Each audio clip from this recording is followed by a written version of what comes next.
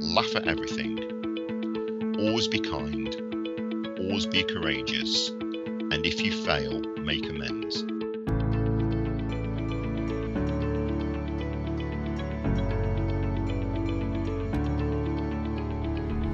Welcome to Voices of Deconversion. We share the inspirational stories of deconversion told by former Christians who are now atheist or agnostic.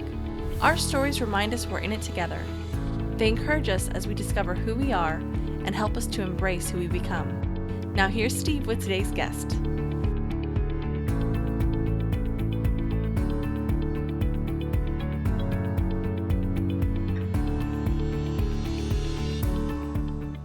Welcome back for episode 35, part 2. This is the second half of my conversation with Ian Redfearn. If you missed part 1, definitely go back and listen to that. It will set up his story, and where we left off his story from part 1 was when Ian was starting to have observations and noticing things about church and Christianity, and was beginning to have questions that would make a big change in his life. We pick up the story when Ian resigns his membership from the church. He talks a bit about how he was observing that church wasn't making people any better than people who didn't go to church. He also tells the story of when he told Sarah, his wife, that he couldn't do this anymore. He couldn't go to church anymore. Her reaction really surprised me. Ian ends the interview with some really inspirational quotes. I absolutely loved them. One is from The Life of Pi, so spoiler alert if you haven't seen that movie. It's a great movie. He also quotes Doctor Who, a British TV show that I'm familiar with because my wife and one of my sons used to watch it. Now, after talking to Ian, I was feeling pretty encouraged and inspired. I hope that this conversation leaves you feeling the same way. Here's the second half of my conversation with Ian Redfearn. Walked away from that and from being a church member, but still attending church. It meant that we were no longer involved in the youth ministry, as I recall. I think that had happened around about the same time. But we're still active members, and you go into a youth fellowship, to a house fellowship, and all the rest of it, and attending church, services and all of that. But there's no doubt in my the voices in my head were beginning to go a bit louder, where I was beginning to ask the questions, and there were things I was observing and thinking, I'm not sure how we hold this together here, really. So, for example, I would observe that you go to a service at the mission, okay, and it'll be a fantastic service, a wonderful time of worship, and you would know God's presence. You would sense God's presence in that place, and I would be all the language that we would use, that we use at the time, soaking in Lord's presence and feeling God moving, and the Holy Spirit was moving among us, and there'll be tears and all the rest of it. And there's no doubt, in my mind at that time, that was God moving. But then during the week, I'd go and see my favourite band playing in a club in Manchester or some venue, okay? Mm-hmm. And there'd be the same emotional experience. I'd suddenly feel part of something bigger and sat back and thinking, wow, this is amazing. And you'd be singing along and raising your hands, in this completely secular environment, enjoying this, fantastic gig or whatever music they were playing, whatever genre it may be, whatever I was into at the time. And I remember coming away thinking, if I'm absolutely honest, in terms of my experience, what's the difference? Wow. Why on a Friday night, that was a fantastic gig, whereas on a Sunday evening, that was the Holy Spirit at work. Whereas in actual fact, my emotional response to the music, to what was going on, is, if I'm being completely honest with myself, exactly the same. Wow. That's amazing. That's such a great insight. Yeah, I love that. It was a moment thinking, wow, I'm not quite sure what to make of that, really. I feel like I discovered that lesson once I had deconverted, and then I would be somewhere and I'd be in nature and have an emotional experience, or I'd be at a concert and be really drawn up into the music and feel really, excited, just like I would have in a charismatic church. And I discovered that later. It's kind of neat that you were having this happen. No, that happened definitely at the time, and I can remember, so if I forget, Stephen, remind me to tell you about my spiritual. Doing quotes here for those who can't see that. My spiritual experiences since becoming an atheist, because because some of us are still, because I'm hardwired to think that way, to have a deep emotional response to things that are, that may touch you in the most unexpected places. So that was one thing, and I can remember a similar conversation. Sports is not my thing at all, but when you look at people who go along to a soccer match, like I'm using for your benefit, I'm using the word soccer. For American folks. Yeah. So, but you see the crowd together, chanting as one, being part of a group, on one side, you join together in this, what is in any other way, an act of worship. Just happens to be a bunch of people running around on a football field. So I think that's the same kind of dynamic, that's going on there. But just put it in a different setting. That's suddenly God's Holy Spirit, bringing us together as one kind of thing. The other thing that began to challenge me was just observations of people's behaviour, and I became more. Again, this is more the intellectual side, just being allowed to explore a little bit more. And I would look at this group of people that I've been part of for so many years, and I'd find myself thinking, now, here we are as a body of people who, at various levels, profess to be followers of Christ, with the expectation that over a period of time, we are becoming more Christ-like. There should be some discernible change in us as on this journey. Within a group of people, you take a scientific experiment and take this group of people and they call themselves Christians and follow them over a period of time, and another group of people together who are not. Well, the group of people who are anointed by God, who following Christ, should be becoming more Christ-like than the other group. And I had to be absolutely honest and say, do you know what? I'm not sure I'm seeing that. This group that I'm part of now, there's wonderful people, there's messed up people, there's hang-ups, there's people with mental illnesses. Not that is in any way, of course, a barrier to being a Christian at all. Of course not. But nevertheless, what's the transformation going on here that where's that I'm not seeing when this other group of people outside? I see good people outside the church, bad people outside the church, people supporting each other, people messing, falling out, exactly the same I'm seeing within the church. And if I was absolutely honest, I could not say. There've been the individual stories, remarkable stories of people who've changed, but as a whole, as a group, it seemed to be the same group of messed up people. Here we are 10, 20 years on then at the beginning, and being part of a church doesn't seem to have made much of a difference. People still having falling outs, people still making up. There's the odd tragedy going on, the old tragic of a suicide. There was a particular issue with a church leader who turned out to be having an affair, and it was all very, very messy. So people, it was as messy lives in the church as it was outside the church. Whereas in my understanding, if we're a body of people growing in Christ, shouldn't that be making some kind of difference at some level? And I wasn't sure, if I'm honest, I could see any discernible difference between the two groups. And the other area that really challenged me, and I just did not understand, is when God didn't answer prayer. Because there were times when we were absolutely adamant, we'd come together, particularly maybe a prayer time for healing for somebody, and there were some difficult things going on, towards the end of the church in particular, people were, with brain tumours and stuff, and there were times of prayer, and people were absolutely adamant, no, this is not right before God, and we are claiming God's healing in this situation. We're not going to accept this, and God, we believe you're going to turn up and change this and bring about a miracle. Change a situation, change a scenario, bring revelation, whatever it may be. And it didn't happen. Yeah.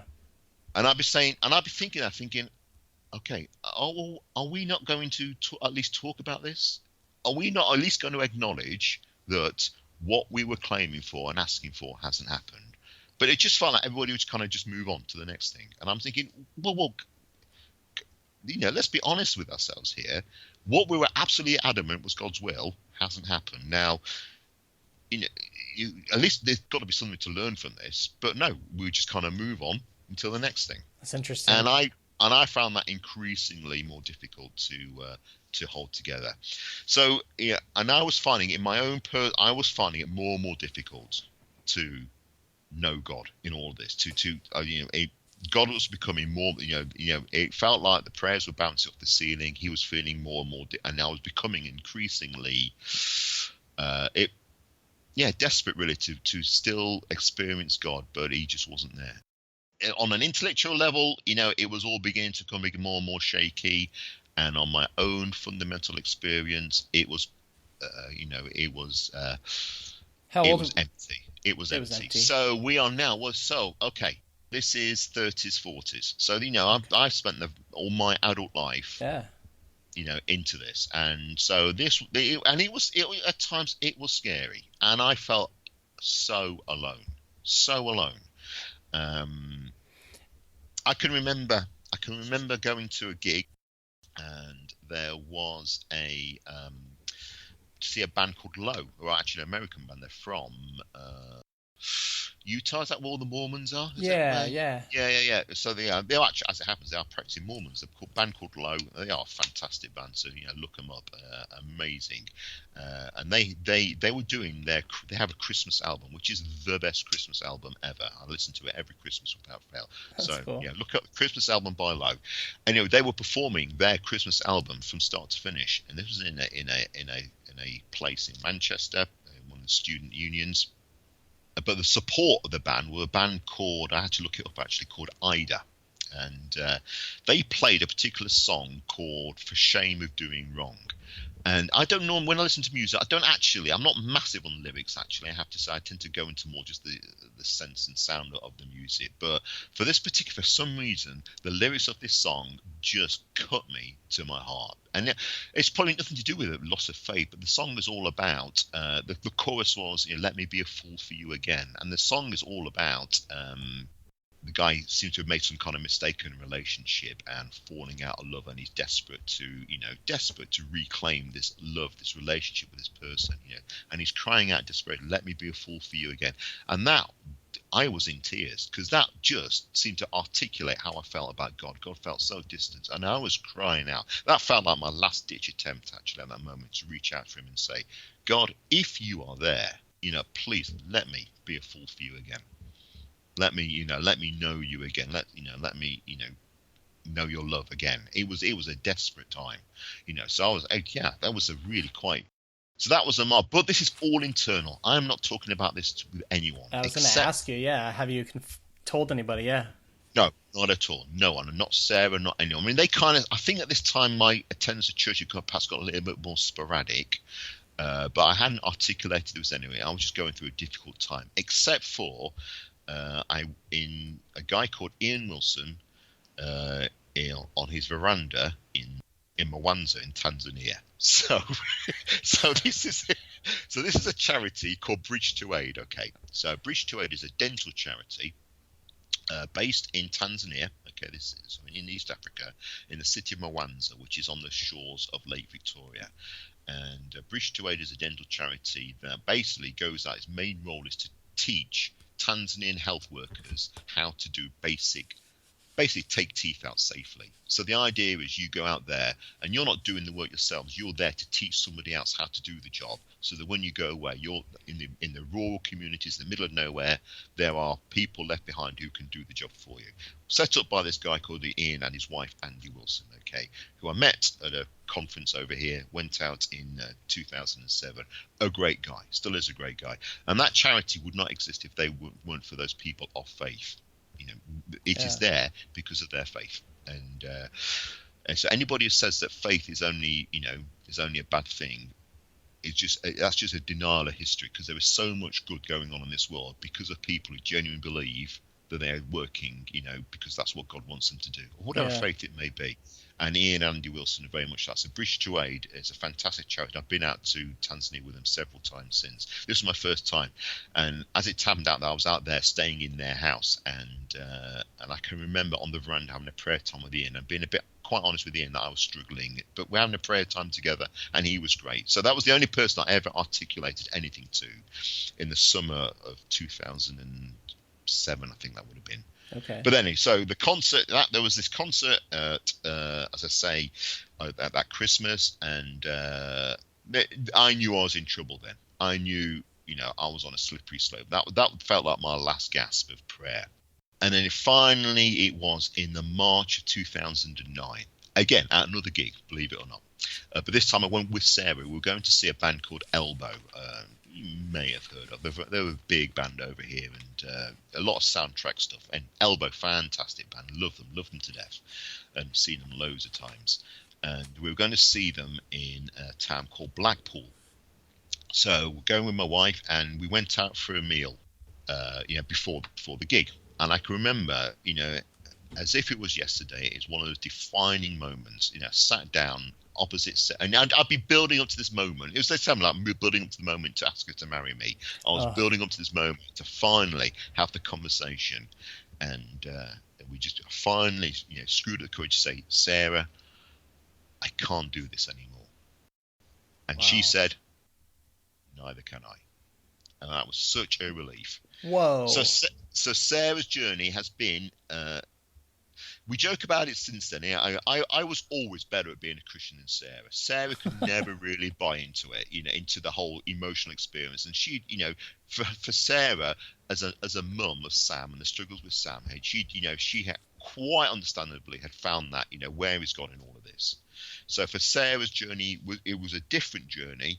But thankfully, thank goodness, it was a similar time. So, we were just waiting for one of us, I think, to finally make the decision. And she had not let on at all that she was feeling this way? I suspected, and I'm sure she suspected, but it was never something we truly vocalized. I don't think we'd been.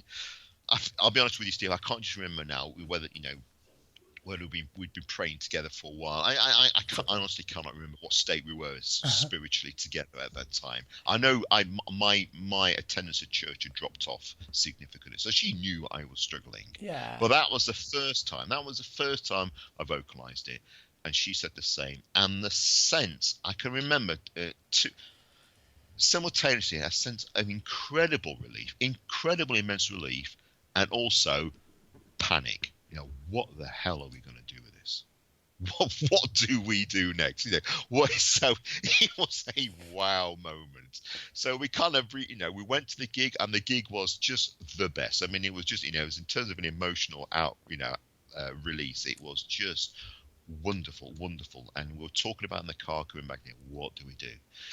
Who do we tell? How do we tell them? What do we say to kids? By then we got two boys. So Sam, who was born in 96, and Ben, born in 2001. So Ben is about 7 or 8 now at this time. But then we used to take them to church. That was what we did. That's right. We went to church. So, when you tell them first, tell them first. And so I can remember sort of sitting down with them and, saying, okay, you need to understand that your mum and I, we just no longer feel able at the moment to go to church. We're not able to do that. But please know, we will keep taking you. If you want to go to church, we will take you as often as you want. And that's for you to decide. That's your journey, no problem. And they both just said, no way. Oh, that's so funny. Kids. So clearly. Yeah, a lot of kids are just like bored with it. They don't want to do it, but they're forced to. Yeah, God, they were, we're out of here. They're like, if you're not going, I'm not going. Are you kidding me? So they were cool there. So we then said, well, who are we going to tell? So, so people were basically the leadership in the church needed to know. Nick and Judith, so they're the two then to the practice. I'm a partner with Nick now in the practice, and Judith, they're my partners in the practice. So, but our Christian friends, and they go into the same churches, so we thought we need to tell them. Our closest friends within the church, so a couple of the couples to tell the church, and my mum and dad. And my brothers as well. So I'm the eldest of 4. So the next brother down, still very much an active Christian. The other brother and sister, not Christian at all. So I don't think we told them actually. I think we only communicated the ones who this would mean something. I forget what the reasoning was, and we ummed on how do we do this, and I guess we did bottle it a little bit, and we took the ease. It just seemed easier to put together an email, which.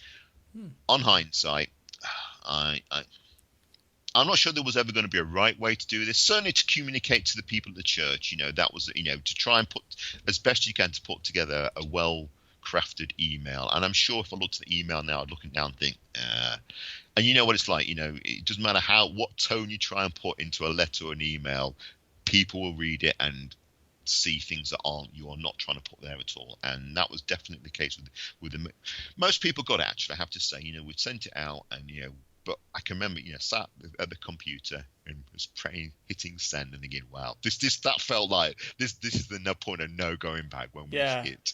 Like you've just hit the button that's going to drop a bomb or something. Absolutely. Like, it's over now. I can't take it back. There is no going back. Absolutely. In terms of life choices, hitting that send button. So when we hit that, and then you sit back and wait for the response.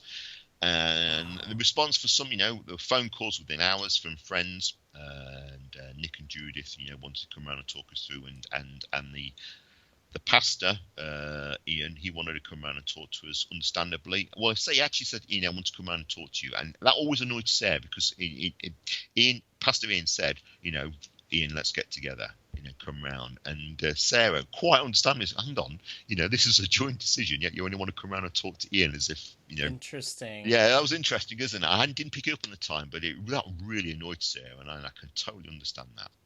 And like it was isolating you or something, like try to get you by yourself, and then he could talk you into it. Yeah. Well, and come round to the house. So Sarah was there, but he would come round and Ian as the head of the house. I don't know whether it was just kind of traditional Ian head of the house type. I don't know what that was. Yeah. So and when we talked through where we were emotionally, actually Ian says, yeah, actually you had no choice. You in terms of in intellectual or emotional honesty, I can see why you've made the decision you made. So he was actually quite good about it in that sense, as were most people when we talked about it.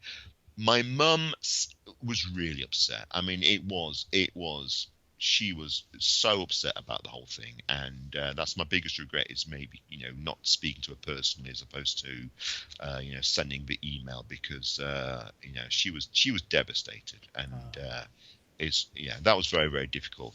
And I can remember my brother, he phoned me a few days afterwards, I can't remember, and he was angry. Andrew was angry, and basically he was aren't you concerned about where your children aren't going to go to heaven anymore, about their eternal? And I was kind of, whoa, that wasn't the response I was expecting. I was a bit taken aback by that. But also, what was interesting, people's response was, people don't know what to do, and they don't know what to say. People do not, this is not. There is no handbook for this. Right. What do you say to somebody who's leaving your church? Who's decided? And I don't think I said at the time. I didn't actually say we were atheists or anything like that. I don't think we articulated in that way. I just says we can't just do this Christianity thing anymore.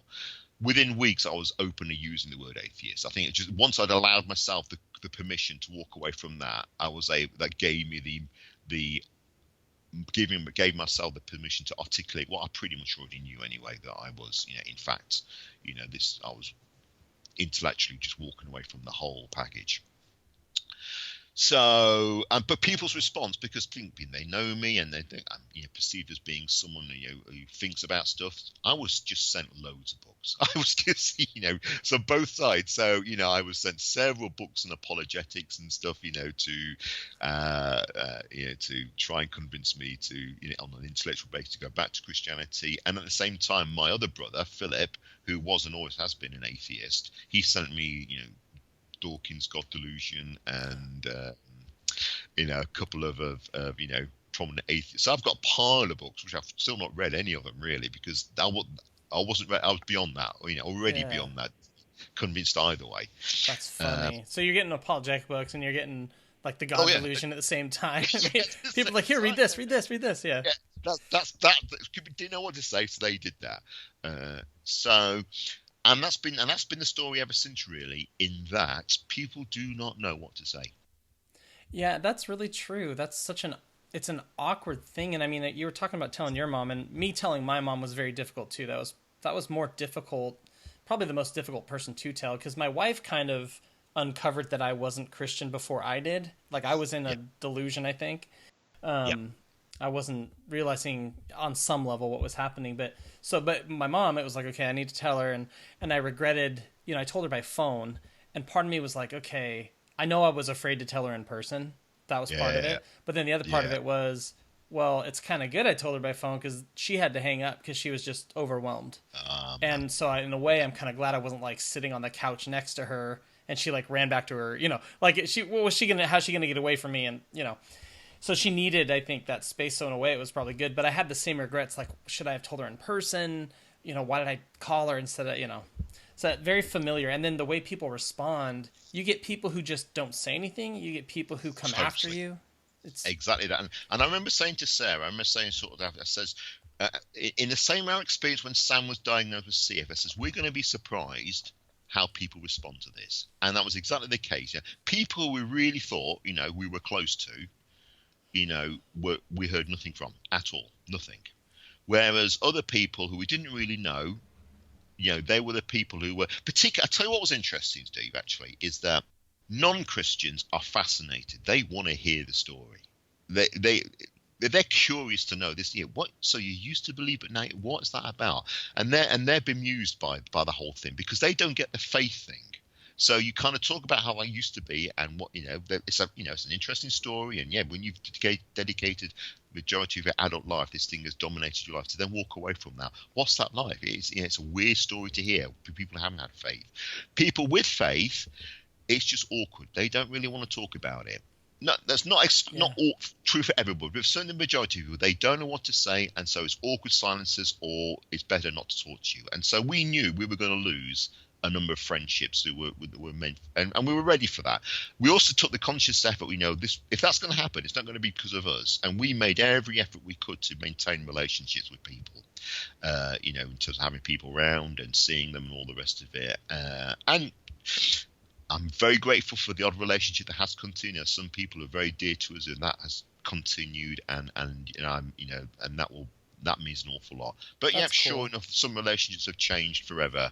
Oh, and that's a shame. These were people who you shared, life's biggest events with, and they disappeared. Yeah. And I also remember saying to Sarah, it was another revelation where I was thinking, do you know what? This is a brave thing that we've done. This is a big deal. This took guts to do this because it would have been so much easier just to muddle on. Go along with Carry it. on. Yeah, just keep Go going along on. with that. And I don't know, but I am pretty sure there is a significant number of people who are going to church just because it's an easy thing to do. Whereas if they were totally honest, either with themselves or others, they'd say, "Nah, actually, I'm not sure I buy into any of this." But you know what? This is just it. And I enjoy being part of a church and all the rest of it, and so I'm going to, continue to be part of this. And I'm sure that's the case. All of this happened. Your deconversion kind of concluded or began or what? I don't know. Your deconversion happened around 2008. I've actually. It was March the 7th, 2009. I actually wrote the date in my diary because I thought this is such. Yeah, my biggest regret is I didn't write down the actual date when I asked Jesus into my life. All I can say that was the summer of 1985, but I can pinpoint the exact date of when we walked away from it, and that was March 7th, 2009. Wow. There's something meaningful about having a date like that. It's a marker in your life, It is a mark in my life, and I can't believe, looking back to someone was asking me recently with a conversation who was saying, when did you ask us? I don't know, I think it was about 2011, something 2012. Well, I look back in the diary, I cannot believe it's 2009. And that's the other thing, and that's why, Steve, I do appreciate the opportunity to talk to you, because this is the first time I have had this conversation with someone else who gets it, who's been on the same journey. Oh, that's cool. And that's crazy. That's crazy. In the 8 years since then, that is the first time to be able to talk you through with somebody who kind of understands, who's been there and been on. That's awesome. Journey. No, it's I don't know. It's very inspirational to me. Even though I went through something very similar, I have this need, I think, to just, I don't know, connect with people who've gone through something similar, I guess. And I've been desperate, and this is so, in the journey since then, I have been. First of all, you think, oh, you're alone. You feel alone in this, and so thank goodness for the internet, and realise, actually, you know what? I'm not the only person who's felt through this, been through this, and there's people who've been through this, and far worse. My goodness me, you've had people speaking who. Yeah, okay, Christianity was, dominating my adult life, but it wasn't my job. I've still got my job. I'm still a dentist. I'm still doing fine, thank you very much. Whereas if you're in the ministry, and you're on this journey, those guys are heroes, and and you hear those testimonies of people who, I mean, that is scary stuff. There's a guy called he's Brendan Murphy, and he'd be a good guy to talk to. He's a guy. He was a pastor in the States, and I came across him through, I think, the website Friendly Atheist. I think that was a link to him, and at the time, he just basically he wasn't naming himself because he was still a pastor in the church. He was basically blogging about, I guess, the end times. They were the end times, weren't they? In terms For of him, faith. yeah, for his faith, yeah. Yeah, for him, for his faith. What the hell do I do with this? How do I navigate this? And under, I forget, Pastor No Faith, I think was the name he went under, and just reading his story and being able to offer a little bit of support to him, through those, because that's it. You're not only are you losing your faith, you're losing your job, everything. And Brendan, he's been able to kind of rebuild a life, with a job in the real world, and a great story. So if you ever find a chance to interview him, you want to hear his story as well. Well, that's really funny that you mentioned him. I was just looking him up here. He actually reached out to me, and I've been meaning to have him on. And the really bizarre thing, so he lives in my state. He's just a couple hours north of me. Oh, right. Okay. Which is nuts. And we were going to try to get together. And then I found out that I deconverted in college at a Bible college. And I have a good friend that I've stayed in touch with he's an Anglican priest, but I've stayed in touch, and we're good friends and stuff. And he knows him, like they work together in the church. Okay. And I was like, this is so weird. Brilliant. Yeah, and Brendan's been part of some kind of documentary on people who. That's right. So he's talk to Brendan. That's awesome. It's just these connections are so funny and so interesting sometimes. But you talk about your Anglican priest friend. There are people who still stayed very close to him. So one of my closest friends, Graham, he's still a Methodist minister, although he's not an active. He's actually now working in chaplaincy, though he is still an ordained minister within the Methodist Church. So he's been my friend since 1985, since we went to university. And have continued to be friends, and so a great guy who has stood by us through the whole Sam thing and through the deacon, and as far as Graham's concerned in terms of our friendship, that will never ever change. These are your true friends. The ones who will stick through. I mean, they're going to be there through thick and thin. I mean, totally. So people like that Graham, that means an awful lot. But I miss church. I still miss church, and I miss being a part of that family. And I've always been very honest about that, And there's been occasions when I've been back to the mission, the local church, either for sadly for funerals or more recently for a friend's wedding, and I sit there and it is a strange experience because part of me thinks it feels like I've never been away.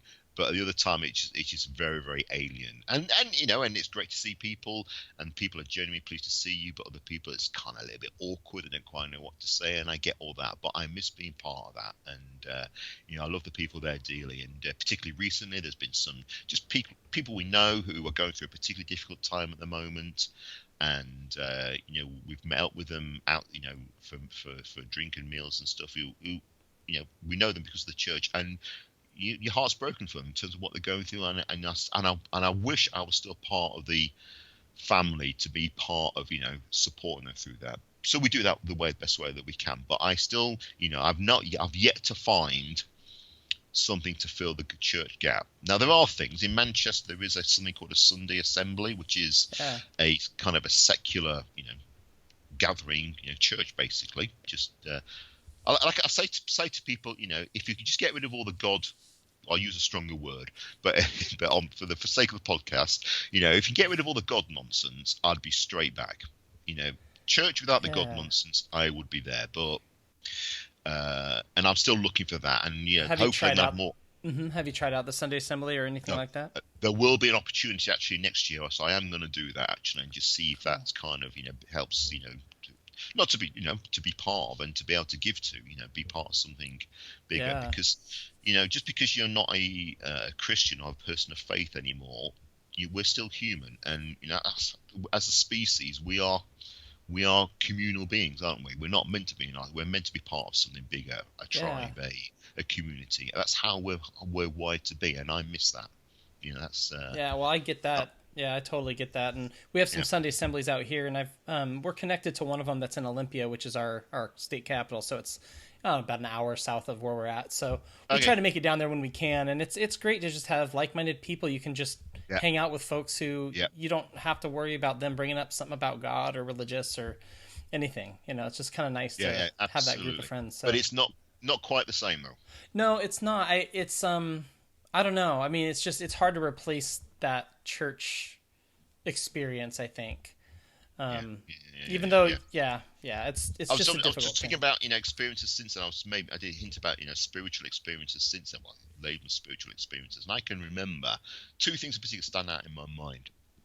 I can remember a few months after coming out of the church, I was in London and I went to the British Museum, which is a fantastic place. I mean, it's an incredible collection, largely built on, the colonial past of the British, which is, perhaps not the best history, but nevertheless, a remarkable collection of stuff.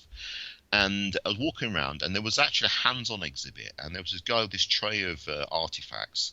And he handed me what was a hand axe. So this was basically a piece of stone that had been carved into a hand axe, okay? But this was 500,000 years old. So this had been carved by a pre-human hominid. Wow.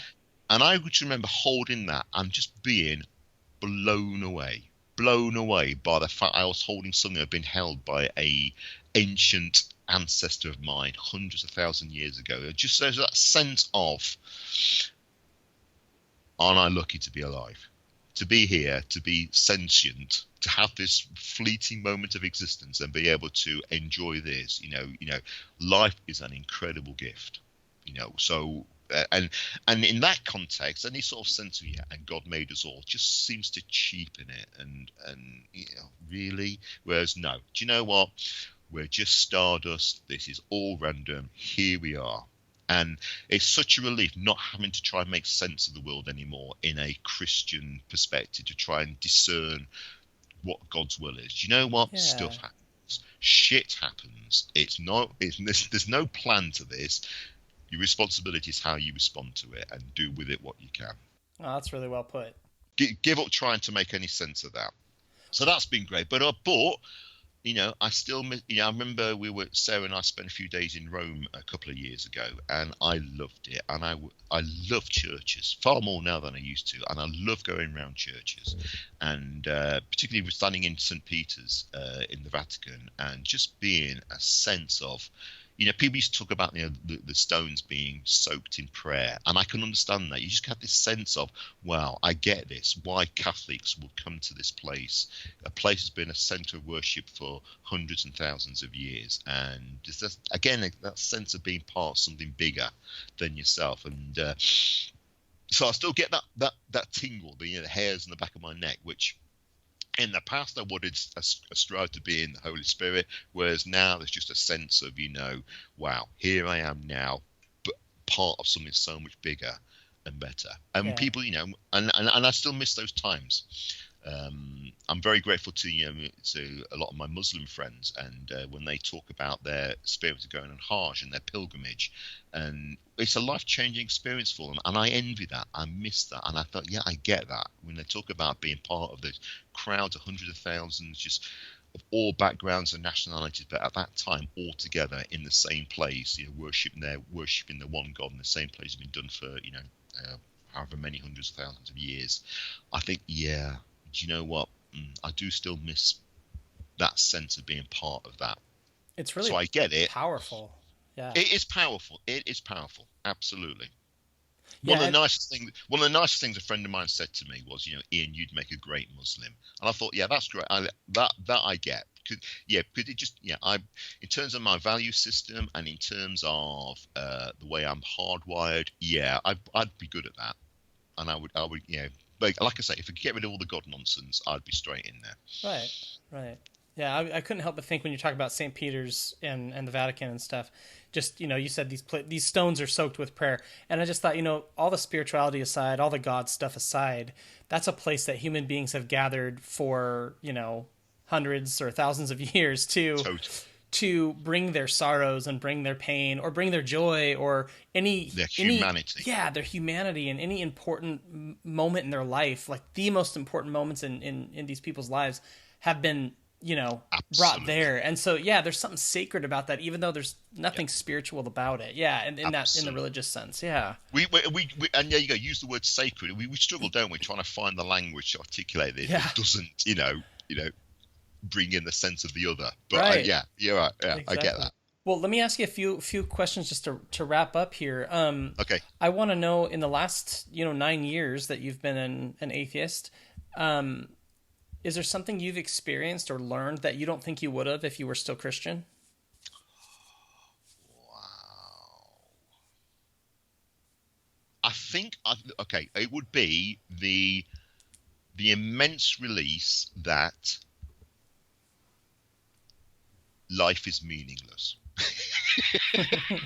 Which sounds incredibly negative, but like I think I was alluding to before, after spending so many years trying to discern God's will in stuff and to accept, you know what, forget about it. There is no meaning to any of this. It just is. So all you're responsible is how you respond to that. Life isn't good, life isn't bad, it just is. And you are incredibly fortunate on this speck of a planet, one of 100 billion stars in 100 billion galaxies, that here we are as a sentient being able to see that and enjoy this moment and enjoy that beer or enjoy that view or enjoy that meal or enjoy that person. What a gift. What a gift. So don't try and make sense of it. Enjoy it and share those moments, because it is this one life. When you think back about your experience of deconversion, is there something that you would point to and you would say that you're most proud of that you in yourself, in a positive sense? I think having the intellectual honesty to speak it out. Yeah, to speak it out. As soon as you vocalize it, suddenly it becomes real. So find someone and talk it through, speak it out, because suddenly, that makes you got to confront it for the reality that it is. And then when you look back on the Christian version of yourself, now that you're an atheist, what do you think about that person now? Yeah, now, you know what? I've often asked myself the question, what would I say to my 18-year-old self, knowing what I know now? And honestly, I'm not sure I'd want to. I've decided I became a bit evangelistic as an atheist, and I was very keen to share the good news that there is no God. And for a brief moment in time, I wanted to share that, but I very quickly learned, you know what? Actually, I don't want that responsibility of convincing anybody that to walk away from Christianity. That's for their journey. You work out your journey and make it the best you can. So I cannot look back on those years. I am the person I am as a consequence of that journey. So what do I know? If I hadn't been a Christian, that I needed Christianity at that time. As an 18-year-old, I needed to believe that there was a God who loved me and was going to look after me and had a plan for my life. Yeah. And what other people thought didn't matter. I needed that at that time. And I wouldn't want to undermine that for anybody. I wouldn't want that responsibility. There's a fantastic book called The Book of Pi. It was been made into a story, into a movie. I'm sure it's called The Book. It's about the movie was The Life of Pi. That was a good movie. It's The Life of Pi. Fantastic. Yeah, great movie, great story. So, for those who've not seen, it's basically a story of a child who is a shipwreck, and all these animals that were being transferred from a zoo. He's basically on a lifeboat, and he wakes up and he finds I think there's a tiger and a zebra and I think an orangutan, various animals. It's this fantastical story of these animals and how they basically, get washed up on a desert island and some animals eat the other. It's a fantastical story, a horrific story, but a fantastical story. But right towards the end, and basically the book is a journalist interviewing this guy as an old man, recounting the story of these animals.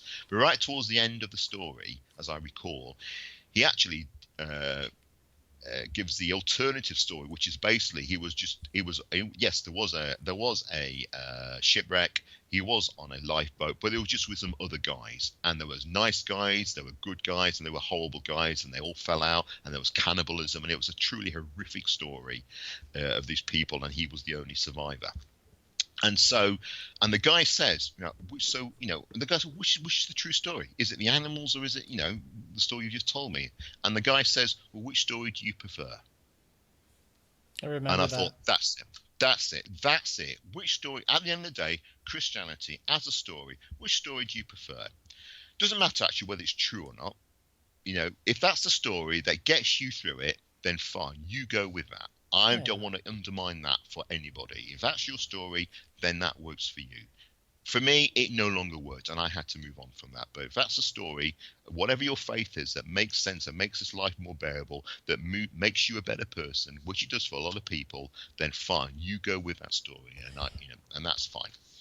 Yeah, that's great. No, I love that, because I've evolved personally from a place of, like, when I heard that, there's an initial reaction in me that goes, no, there's right and wrong, there's true and false. That, it's not which one you prefer, it's which one is right.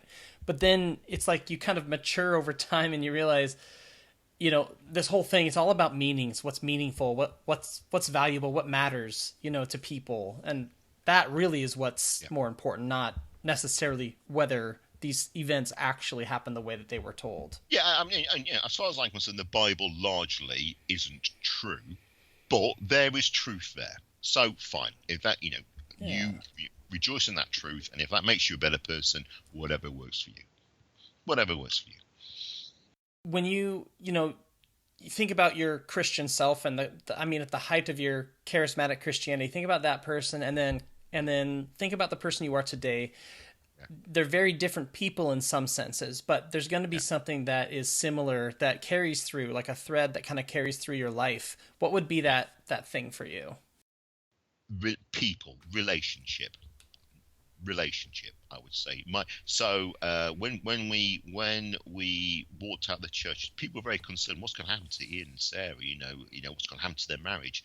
I can say, hand on heart, our marriage is better now than it ever was. There's been some really tough times. Do not get me wrong. My goodness me, we've been married for 26 years or whatever. So, you cannot be married to the same person for that length of time without there being issues. But relationship and integrity in relationship, that will always be important. And that's carried through whatever. That's wonderful. Integrity and credibility. They are the two things that have seen me through.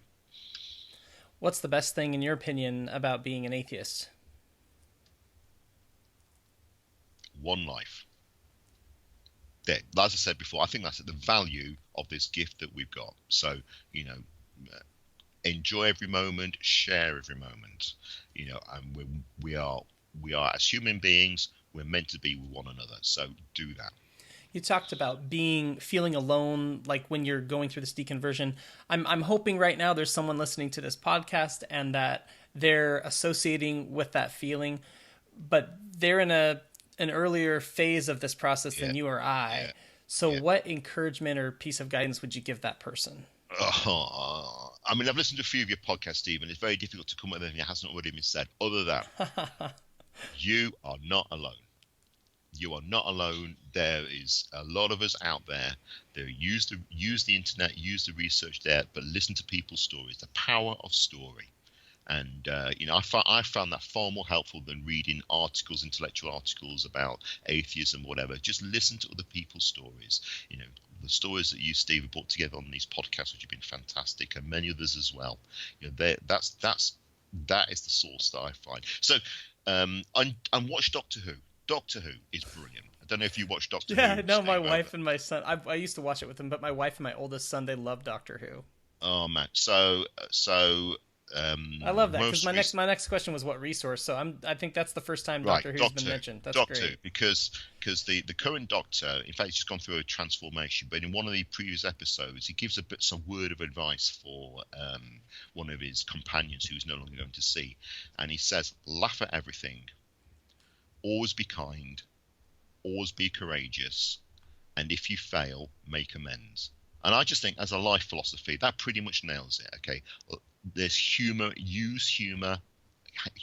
there's always stuff to laugh at. That takes, that there's always comedy to be found. Okay, but never stop being kind.